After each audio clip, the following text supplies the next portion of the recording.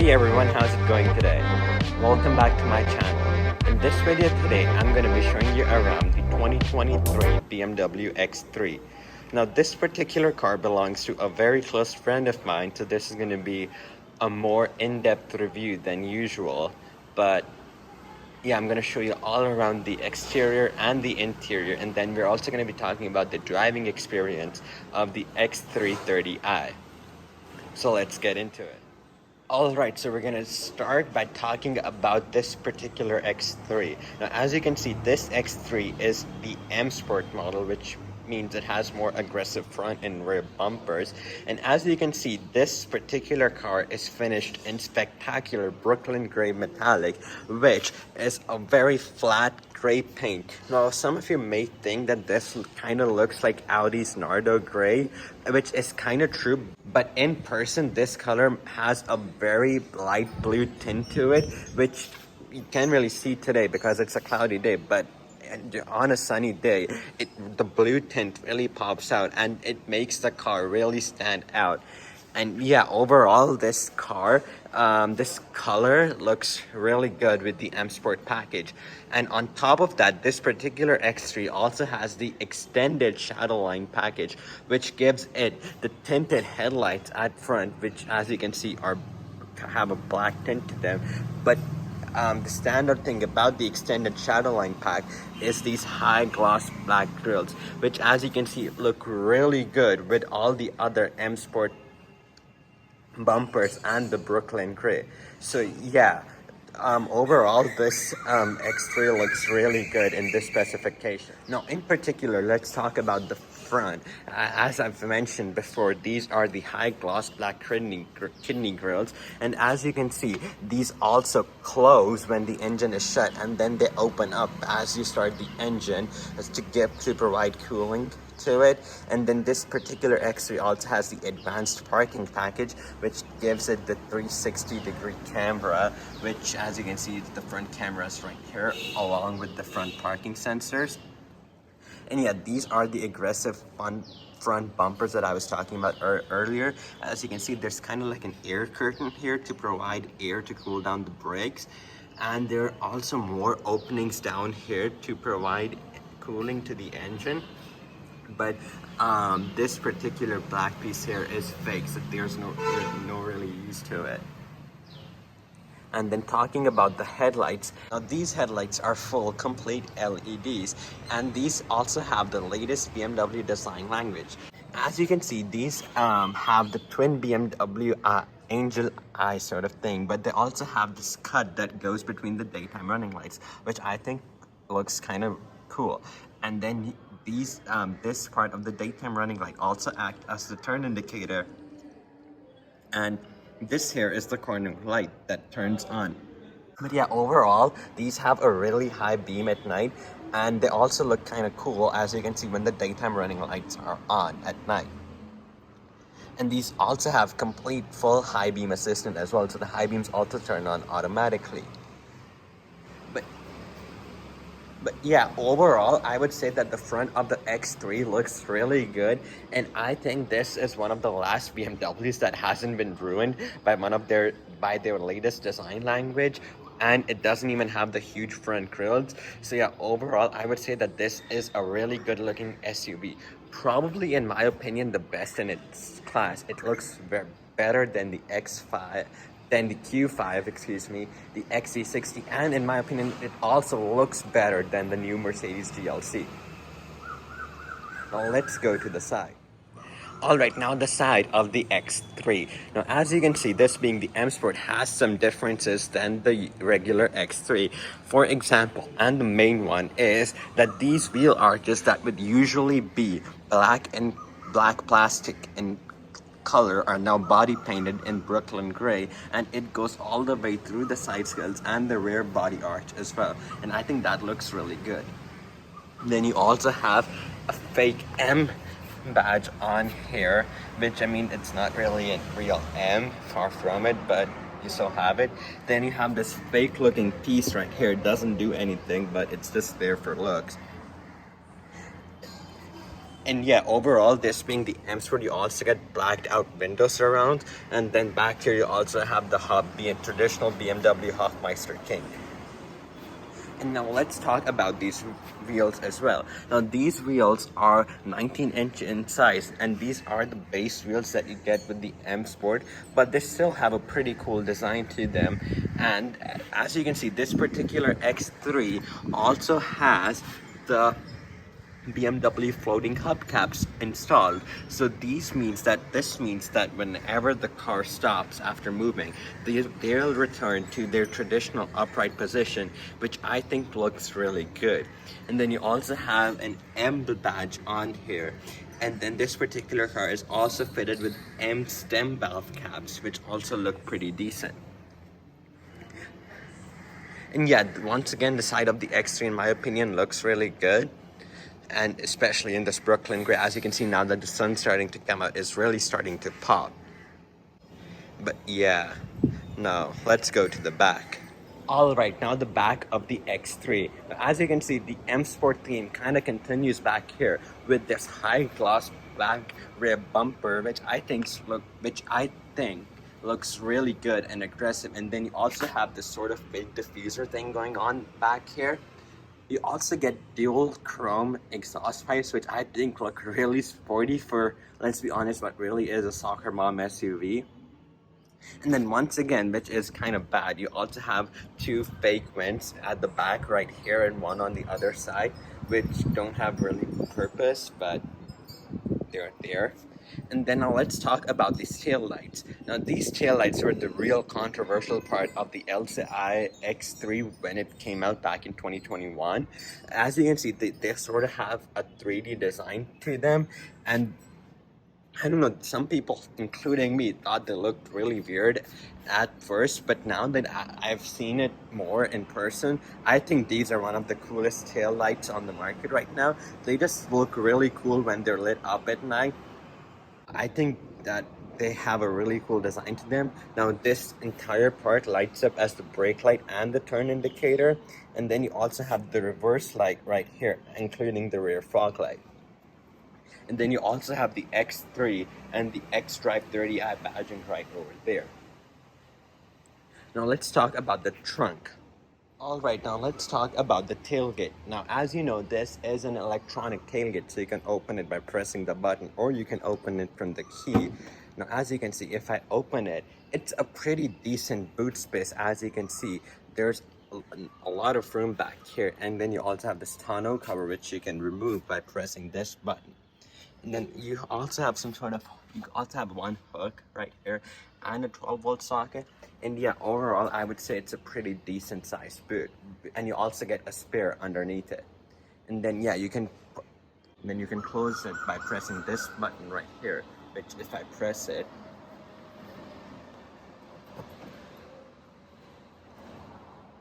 closes right down. And yeah, that's it for the exterior. Now let's go back inside. Alright, now the inside of the X3. Now let's start by talking about the steering wheel, which as you can see is the M Sport steering wheel, obviously. And it's a really thick steering wheel. It's basically the steering wheel you get in an M3 or an M4 without the M buttons. But yeah, overall, it's really nice and grippy, and I think it looks really cool as well with this little M at the bottom. Right here, you have your cruise control settings. You can turn it on by pressing this button and then adjust the speed using this dial over here. And then right here, you have your media controls, including the volume controls, the track controls, your phone, your media control, and the BMW voice assistant, which we'll get to later on. And now let's talk about this gauge cluster, which as you can see is the old BMW gauge cluster, not the one with the iDrive 8. But yeah, this one has its pros and cons. The main con being that it's not as configurable as you get in the ones with Mercedes and Audi and even Volvo for that matter. And yeah, it's kind of dark, but I think it still looks kind of cool. You have your speedometer but on one side, and then you have your gauge, your ref counter on the other side, and you can kind of configure this display as to what you want. You can have your media, what song it's playing right now, or you can just go to like a minimalist look with your driving mode and gear, or you can go to like fuel consumption, total mileage, sport displays, a G-force meter, or yeah, back to the song. As you can see, it's the weekend right now. And then yeah, you have your engine temperature gauge and your fuel gauge right here. And overall, it's pretty decent. You can also get your navigation at the center of it, which if you use a BMW inbuilt system, then it gives direction there. Or if you use Apple Maps, it does not work with Google Maps or Waze for that matter, so that kind of sucks. Yeah, other than that, it's a pretty decent gauge cluster. Now let's move on to the main infotainment system. Now as you can see, this is BMW's iDrive 7 system, which in my opinion is one of the best infotainments out there still, and I still think that it is better than iDrive 8. So first of all, you can control it via touch if you want to, or you can control it via this iDrive knob right here, or you can even control it via gestures or a voice assistant. Hello, brand name. I don't want to say that right now because then it'll turn on and ruin the video, but you get the point. So let's dive into it. You have your media controls here, which you can control audio from Apple CarPlay, USB, or the radio. That's kind of simple and self-explanatory. Then you have your communications and like phone and CarPlay or BMW assistants. And then you also have your navigation. If you want to, you can have your map or maps and CarPlay. And yeah, BMW's inbuilt navigation for iDrive 7 is starting to show its age now. The one in iDrive 8 I have tested is a lot better. Then you have your car settings, which you can go to driving information. You can see energy flow, which is like engine running. It's kind of dumb. You have X view, which shows your altitude, your direction, and your steering angle, which I think is kind of cool.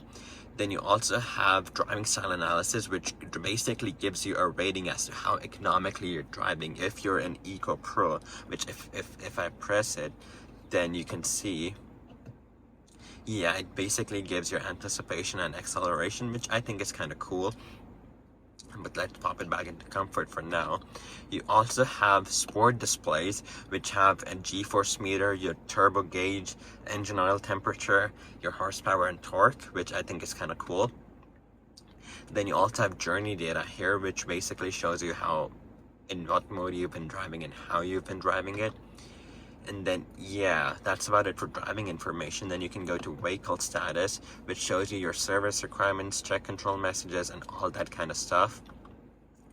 Then you can go into settings, where you can control your driving mode, your sport individual mode, and all that. We'll get to that later. And then you also have general settings, where you can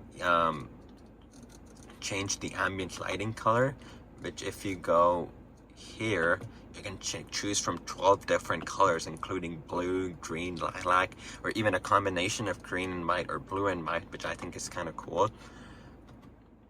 And then yeah, you have your driver's profile over here, which I think is cool. And then you also have your owner's handbook here, which you can search up using this information. Then you have your apps, which just includes BMW assistants and all of that. And then the home screen is pretty good as well. You have your navigation on one side, what song you're playing on the other, and then the communication, and then basically if you wanted to, you can just go to different, you can go to sport displays, your value sense individual, your compass, yeah, and all that kind of stuff. And then you can also open up CarPlay, which I think is one of the best. You have wireless Apple CarPlay and Android Auto. And the CarPlay screen, if I do say so myself, does look pretty good. You have your phone, music, maps, messages, and all that kind of stuff. And yeah, it looks really good. It's a 12-inch display and it's really clear. And then speaking of the sound system, you also get 12-speaker Harman Kardon Premium upgraded surround sound system, which I think is one of the best sounding sound systems in this class. It really sounds really good. Unfortunately, I can't really play anything because I'd get copyrighted, but yeah, it sounds really good. Then moving down below the iDrive system, you also have your aircon settings. You have automatic for the fan speed. You have it's a triple zone climate control, so you can edit that from here. Then you have your fan speed, your mode, and all that kind of stuff. You can even go into menu AC if you want more in-depth synchronization or heating and all that kind of stuff. So yeah, and the main benefit is that you get separate climate controls that are not into screen, so that they're always there. You get physical controls, which I think is really good, which is kind of one really bad negative about the iDrive 8 is that they're in the screen. So this is a huge stop for iDrive 7.